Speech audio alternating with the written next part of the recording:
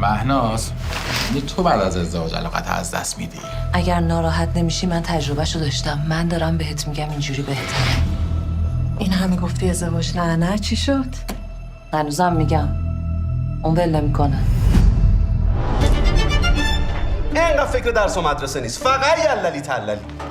پدرش که اصلا عمرشو داده به شما. آقای سامخانیان من موندم با 2 بچه دستن. یعنی خیلی دلم برای بابا تنگ شده جدی. ما یکی خوشمون بیاد چی؟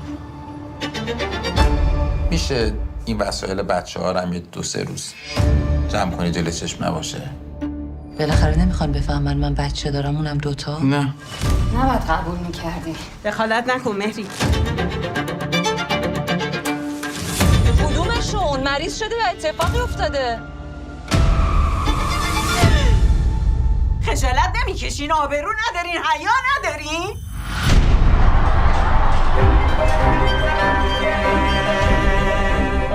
از مستقل بودن که نمیشه فقط عداشو در برد عزیزم. چرا نیومدی به من بگی مامان؟ مونده تا بفهمی من چه کارایی میخوام باهات بکنم و هنوز نکردم. فکر کردی نبودن علیار تموم میشه؟